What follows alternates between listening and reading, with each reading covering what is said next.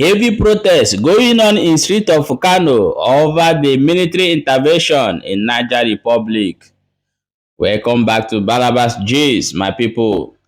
As the information dey reach our table now, say the northern people don dey protest against the decision being making by ECOWAS in order way to invade Niger Republic. He say the north say they no dey in support of this, so say make dem stop, and they don call out like we will bring the information here last time. Say they don call out Nigeria, say make dem no accept this thing, say e go affect the northerners the most, northern part of Nigeria most. So the information dey reach our table today say there is a heavy protest ongoing as they dey carry France flag, they roll am for ground, they say no to war. So we are going to leave the video for you to watch, where we'll come back and continue analyzing the video. So stay tuned and watch the video from beginning to end.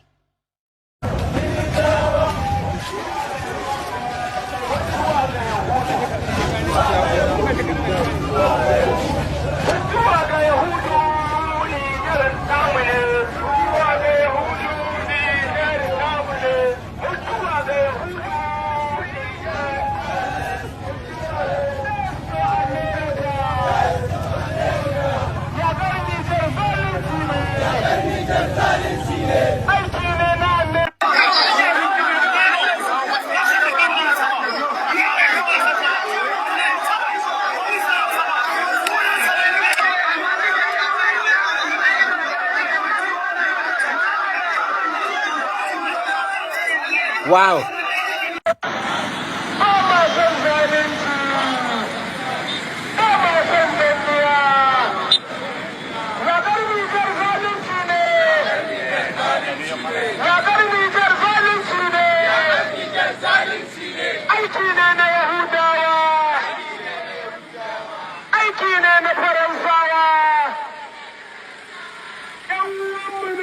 Welcome back. As you have watched the video, you see as they protest, they say no, they don't want war for Niger Republic. Say Nigeria should negotiate and look for another way. Make they no push Nigeria put inside this matter.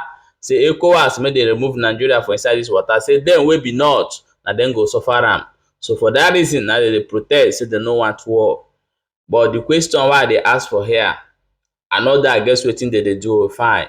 But this right where they get the protest, no police there for they kill them for that place.